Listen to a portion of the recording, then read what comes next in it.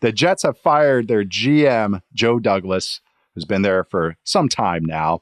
I told my wife this piece of news and she goes, I thought they already did that. And I was like, no, that was the head coach. And now they're firing the general manager.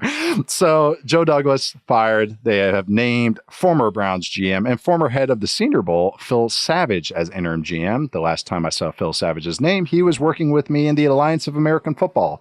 He was in charge of the Arizona Hotshots, which I actually really like that name because it was about like the fire extinguishing crew for forest fires and stuff. But that's the last time I thought of Phil Savage, heard his name or anything, but he is now the GM. So long, Jets. Sorry, Yahoo social team. We won't give you an easy thing to clip for the next 7 weeks. But Matt, what are your thoughts on this? Do you have thoughts on this other than like, okay, this was to be expected? Yeah, I mean, this was to be expected. 30 and 64 lifetime record for, I know, that's pretty brutal for Jets GM Joe Douglas, who was on an expiring contract anyways. Yeah. He was definitely not going to be back. Once you fire, I mean, it's pretty crazy. People are making the joke today. They've fired everybody now. Nathaniel Hackett was not fired. He was just demoted. He is going to finish the season employed by the New York Jets. So they haven't quite fired everybody yet. So to be expected, of course. The season went off the rails so quickly, and I mean, obviously, it's just going to be another clean slate for the Jets next year. I think we can do, kind of the postmortem on the Joe Douglas era. Is just, to me, it goes back to the Mekhi Becton pick. Like, he was supposed to be a guy that, he's coming from Philadelphia. He's going to help beef up the trenches. And that ends up going down as a whiff, right? In a draft where there was a lot of really good tackles to come out of that class. Mm-hmm. So that ends up, I think, kind of being just emblematic of what this entire tenure was. There, obviously, he drafted some good players, but a lot of issues along the way, mostly at quarterback. Zach Wilson, obviously, at the second overall pick, and then you try to paper over that with the Rodgers experience. You sell your soul to Rodgers, and look, when you sell your soul, you gamble with a lot, and he's ultimately lost that. What I come out of this thinking is that obviously the Jets and Rodgers are done, and I think the first reaction for people will be, well, Rodgers is probably done. I'm not so sure about that, Nate, just because if I look across the NFL and how many teams are going to need quarterbacks in the next offseason, we could say that every year, but it's definitely true this year. And, smart people like yourself, and I know you had Dane on the show as well, talking about the quarterback class is not necessarily all that at the top. But you look at the top 7 teams right now, just according to Tankathon, in the NFL draft. Jags, they don't need a quarterback. Titans need a quarterback. Browns, number 3, need a quarterback. Giants, number 4, they're starting Tommy DeVito this week, so they need a quarterback. The 5, Las Vegas Raiders, need a quarterback. 6, New England Patriots, they're good. 7, Jets.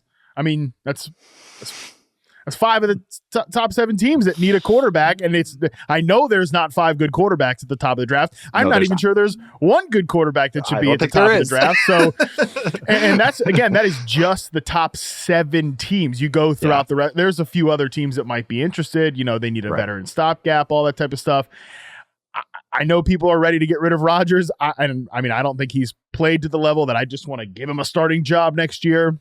I could see some of these teams maybe doing, like Tennessee, maybe doing the gamble on the Rodgers thing next year. I bet you the Titans are just going to try. The Levis film wasn't bad this last week against the Vikings. So, had some highs, but actually the in-between moments weren't as low as they usually are with Levis. Usually you get nothing but A pluses and F minuses with him. But we actually, I saw some B minuses and C pluses in there. And you know what? I'm going to take that with Levis. But yeah, they're definitely going to be keeping their options open, I would say.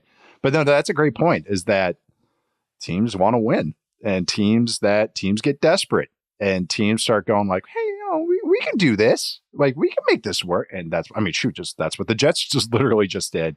But imagine the Raiders, especially if they're, not the top 3 pick, even though I think they might be. That still is the funniest thing from our like 2/3 poll recap show. It was me, you, and Charles all having the same bottom 3 teams. That was just perfect. But that's another team there too. But that's a great point with talking about with Dane, and it makes me feel a little better, is that we're squinting about all these quarterbacks in the draft for next year. It's like, all right, maybe I like a lot of what he does, but then this, like, even guys I get high on, Garrett Nussmeier has 2 of his worst games right after that. Guys like Shedeur Sanders, it's like, yeah, he does some nice things, but then it's also like, you have to wash away a lot of the trait stuff that he doesn't have. And then even like Jalen Milroe's more project-y.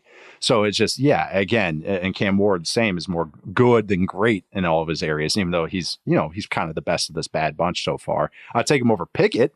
I can tell you that. I have a higher grade on Cam Ward and a couple other guys than Pickett and Ritter in that class. But I do think that this is just a weird situation. I mean, and the Jets now, even GM-wise and head coach-wise, who wants to take that gig? You got your mortgage so much of the future. You got you got quarterback questions now. Even if Rodgers stays, like that becomes a thing. So yeah, it's just a messy situation. They're all in. Everybody in the world knew they were all in. They try to make it like a 2-year window or even a 3-year window, but it felt like this season was the all-in season. This is why you trade for Devontae Adams. This is why you signed Tyron Smith and Mike Williams. And it's just, yeah, it's just all the worries kind of came up. All the worries, the possible bad came up in this year. But that's what happens when you don't have a franchise that can insulate any of that bad and keep it away from the main stuff. It's like it's going to creep in. So it's a rough one for the Jets, especially as they watch like the team, like their biggest foe, like the Patriots, also just get another quarterback that they have to deal with for twice a year. Man, that's just got to be rough. That's got to be really, really tough.